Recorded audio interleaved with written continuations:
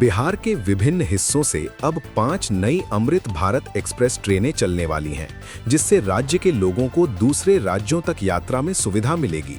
Railway ने इसका schedule जारी कर दिया है और ये ट्रेनें बिहार के प्रमुख शहरों से होकर गुजरेंगी। इसके अंतर्गत नई ट्रेनों का परिचालन पटना, भागलपुर, दरभंगा, मुजफ्फरपुर जैसे शहरों से किया जाएगा, जिससे लोगों को दिल्ली, पश्चिम बंगाल और उत्तर प्रदेश जैसे राज्यों में आवागमन करने में आसानी होगी। इस नई सुविधा से न केवल यात्रा का समय कम होगा, बल्कि भीड़ भी संतुलित होगी। इसके अलावा इससे पर्यटन और व्यापार को भी बढ़ावा मिलने की उम्मीद है, क्योंकि यात्रियों के लिए यात्रा का अनुभव और बेहतर होगा। इन ट्रेनों में आधुनिक सुविधाओं के साथ सुरक्षा मानकों को भी प्राथमिकता दी गई है। बिहार की सड़कों से रेलवे के माध्यम से कनेक्टिविटी बढ़ना राज्य के आर्थिक और सामाजिक विकास के लिए लाभदायक माना जा रहा है। अब यात्रियों को लंबी दूरी तय करने के लिए कम ट्रांजिट समय के साथ आरामदायक सफर का अनुभव मिलेगा। सरायगढ़ बाईपास रेलखंड का कंसल्टेंट सेफ्टी ऑफिसर (CRS) ने निरीक्षण किया और बताया कि 110 किलोमीटर प्रति घंटे की स्पीड ट्रायल सफलतापूर्वक पूरी हुई है। ये परीक्षण रेल सुरक्षा मानकों के अंतर्गत महत्वपूर्ण माना जाता है और इससे संकेत मिलता है कि बाईपास मार्ग पर उच्च गति से ट्रेनों का परिचालन संभव होगा। इस तरह की उन्नत ट्रैक और बाईपास सुविधाओं से बिहार की रेल कनेक्टिविटी में सुधार होने की संभावना है। पटना, सारण और उत्तर बिहार के अन्य जिलों के यात्रियों को बाईपास के माध्यम से तेज और सुरक्षित ट्रेन सेवाएं मिलने की उम्मीद है। ट्रायल सफलता राज्य के लिए एक बड़ी उपलब्धि मानी जा रही है, क्योंकि इससे राजधानी और अन्य शहरों के बीच समय की बचत होगी। स्थानीय प्रशासन ने भी इस परियोजना को जनता के हित में महत्वपूर्ण बताया है और कहा है कि आगे की जांच और अनुमोदन के बाद इस मार्ग पर नियमित तेज गति ट्रेनों का संचालन शुरू किया जाएगा। इस प्रयास से बिहार में रेलवे नेटवर्क और यात्री सुविधाओं में उठाया गया एक बड़ा कदम माना जा रहा है। पटना के एक गर्ल्स हॉस्टल में नीट की तैयारी कर रही एक छात्रा की संदिग्ध परिस्थितियों में मौत से पूरा बिहार चिंता में है। छात्रा की पोस्टमार्टम रिपोर्ट में मौत से पहले यौन उत्पीड़न की आशंका जताई गई है और परिजनों ने आरोप लगाया है कि 15 लाख रुपए देकर केस को दबाने का प्रयास किया गया। इस गंभीर मामले ने शिक्षा और सुरक्षा के मुद्दों पर लोगों की संवेदनाएं बढ़ा दी हैं। मामला सामने आने के बाद पुलिस, प्रशासन और सोशल मीडिया पर भी तीखी प्रतिक्रियाएं आ रही हैं। परिजनों ने उच्च स्तरीय जांच की मांग की है और CBI जांच भी कराने की आवाज उठ रही है। छात्रा के साथ होने वाली कथित दिक्कतों की हर बारीकी से जांच की आवश्यकता बताई जा रही है। बिहार में शिक्षा संस्थानों में रहने वाली छात्राओं की सुरक्षा पर फिर सवाल उठे हैं और इस घटना से कई सामाजिक समूह और छात्र संगठन भी दुख और रोष व्यक्त कर रहे हैं। फिलहाल पुलिस मामले की विस्तृत जांच कर रही है और दोषियों को सजा दिलाने की प्रक्रिया जारी है। बिहार के मुख्यमंत्री ने एक अहम निर्णय लेते हुए राज्य के सरकारी अस्पतालों में कार्यरत डॉक्टरों को निजी प्रैक्टिस करने से प्रतिबंधित कर दिया है। इस नीति का उद्देश्य सरकारी स्वास्थ्य संस्थानों में डॉक्टरों की उपलब्धता और जवाबदेही को बढ़ाना है, ताकि मरीजों को बेहतर सेवाएं मिल सकें। अब सरकारी डॉक्टर निजी क्लिनिक या प्राइवेट प्रैक्टिस करते हुए अस्पताल की ड्यूटी से अलग नहीं हो सकेंगे। इस फैसले को स्वास्थ्य सेवाओं की गुणवत्ता सुधारने के लिए लिया गया है और उम्मीद है कि इससे सरकारी अस्पतालों में चिकित्सा सुविधा के स्तर में सुधार आएगा तथा डॉक्टरों की अनुपस्थिति की समस्या कम होगी। राज्य सरकार ने यह भी उल्लेख किया कि इस फैसले से स्वास्थ्य प्रणाली में पारदर्शिता बढ़ेगी और जनता को सरकारी स्वास्थ्य सुविधाओं पर अधिक भरोसा मिलेगा। विशेषज्ञों का कहना है कि इससे स्वास्थ्य सेवा के वितरण में सुधार की नई राह खुलेगी, खासकर ग्रामीण और पिछड़े इलाकों में जहां सरकारी सुविधाओं की आवश्यकता ज्यादा है। पटना जिले के चंदासी गांव में देश की सबसे ऊंची अर्धनारीश्वर प्रतिमा का निर्माण चल रहा है, जिसकी कुल ऊंचाई 108 फीट होगी। ये प्रतिमा अपनी भव्यता और उत्कृष्ट शिल्प कला के कारण ध्यान आकर्षित कर रही है। स्थानीय कारीगर बड़ी मेहनत से इसे आकार दे रहे हैं तथा प्रतिमा के आसपास का परिसर भी सुंदर तरीके से तैयार किया जा रहा है। ये धार्मिक और सांस्कृतिक पर्यटन के लिहाज से एक महत्वपूर्ण केंद्र बनने की क्षमता रखता है। शोधकर्मी और प्रशासनिक अधिकारी दोनों का मानना है कि इस प्रकार की धार्मिक संरचनाएं न केवल आस्था का केंद्र बनेंगी, बल्कि स्थानीय अर्थव्यवस्था को भी मजबूती देंगी, खासकर जब पर्यटक यहां दर्शन के लिए आएंगे। प्रतिमा के उद्घाटन के बाद पूर्वी और मध्य भारत से भारी संख्या में श्रद्धालु आने की उम्मीद जताई जा रही है।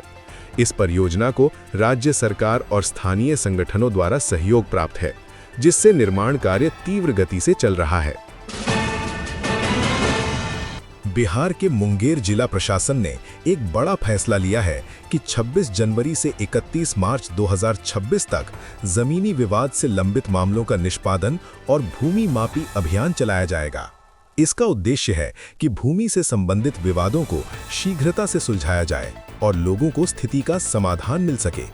प्रशासन ने यह भी कहा है कि अविवादित जमीन का माप 7 दिनों के अंदर और विवादित मामलों का 11 दिनों के बीच पूरा किया जाएगा। इस अभियान के तहत सरकारी कर्मचारियों को विशेष निर्देश दिए गए हैं कि वे सभी मामलों पर प्राथमिकता के साथ कार्य करें और लोगों को इससे होने वाली परेशानियों से निजात दिलाएं। मुंगेर और आसपास के इलाकों में भूमि से जुड़े विवाद आम हैं और इनमें देरी के कारण कई लोग परेशान रहते थे। इस नई पहल को वकीलों, सामाजिक कार्यकर्ताओं और आम जनता द्वारा सकारात्मक रूप से देखा जा रहा है। इससे न केवल जमीन के कागजी मामलों में पारदर्शिता बढ़ेगी, बल्कि ग्रामीण और शहरी क्षेत्रों में भी विवादों के समाधान में तेजी आएगी। इससे भूमि मापी के काम में निपुणता और विधि व्यवस्था में सुधार की उम्मीद जताई जा रही है। बिहार स्कूल एग्जामिनेशन बोर्ड यानी BSEB ने 2026 की कक्षा 12वीं यानी इंटरमीडिएट परीक्षा के एडमिट कार्ड जारी कर दिए हैं। बोर्ड ने स्कूल प्रिंसिपलों के माध्यम से छात्रों को एडमिट कार्ड उपलब्ध कराना शुरू कर दिया है। छात्रों को बोर्ड की आधिकारिक वेबसाइट से भी अपना एडमिट कार्ड डाउनलोड करने की सुविधा दी गई है। ये परीक्षा 2 फरवरी से 13 फरवरी 2026 के बीच आयोजित होगी। एडमिट कार्ड में छात्रों के नाम, रोल नंबर, परीक्षा केंद्र और परीक्षा तिथि सहित अन्य महत्वपूर्ण सूचना शामिल है। ये दस्तावेज परीक्षा में शामिल होने के लिए अनिवार्य है और बिना इसके परीक्षा केंद्र में प्रवेश नहीं मिलेगा। बोर्ड ने छात्रों से अनुरोध किया है कि वे समय रहते अपना एडमिट कार्ड डाउनलोड कर लें तथा परीक्षा से पहले सभी विवरणों की जांच कर लें। परीक्षा से पहले छात्रों को आवश्यक निर्देश भी जारी किए गए हैं ताकि वे किसी भी भ्रम की स्थिति से बच सकें। ये बोर्ड परीक्षा बिहार में लाखों छात्रों के भविष्य से जुड़ी महत्वपूर्ण प्रक्रिया है, इसलिए तैयारी और नियमों का पालन करना जरूरी है। बिहार पुलिस ने 50 ड्रोन्स तैनात करने की योजना बनाई है ताकि भीड़ प्रबंधन और सुरक्षा मोर्चे को और मजबूत किया जा सके। इन ड्रोन का उपयोग विशेषतः सार्वजनिक समारोहों, त्योहारों, विरोध प्रदर्शन और भारी भीड़ वाले आयोजनों में निगरानी के लिए किया जाएगा।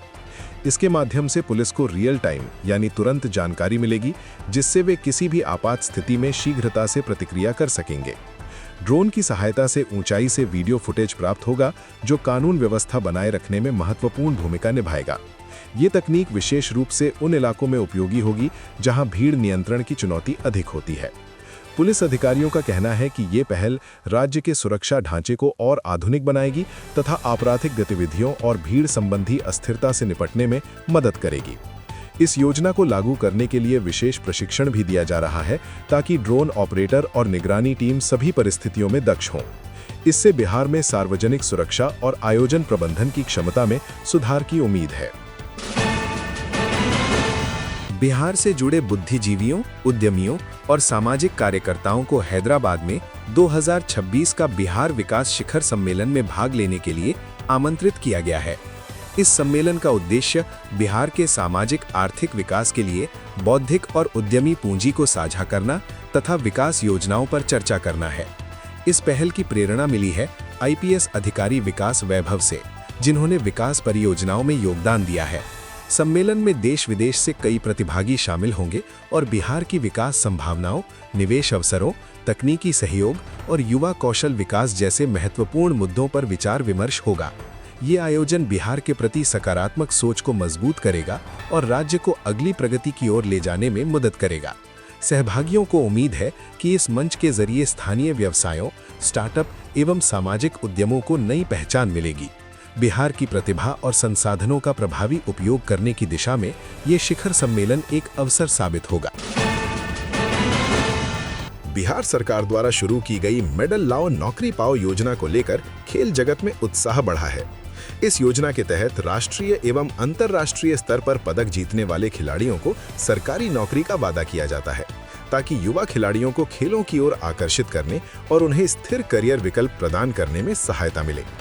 ये पहल न केवल बिहार के खिलाड़ियों के लिए प्रेरणादायक है, बल्कि अन्य राज्यों के एस्पिरेशनल खिलाड़ी भी इसके लिए आकर्षित हो रहे हैं। योजना को खेल विशेषज्ञों ने राष्ट्रीय स्तर पर सराहा है और कहा है कि इससे खिलाड़ियों की प्रतिस्पर्धात्मक क्षमता और खेल की गुणवत्ता में सुधार होगा। युवा खिलाड़ियों को अब खेलों में उत्कृष्ट प्रदर्शन करने पर न केवल सम्मान मिलेगा, बल्कि भविष्य सुरक्षित रोजगार के अवसर भी उत्पन्न होंगे। इस कार्यक्रम से बिहार में खेल संस्कृति को बढ़ावा मिलने की उम्मीद जताई जा रही है।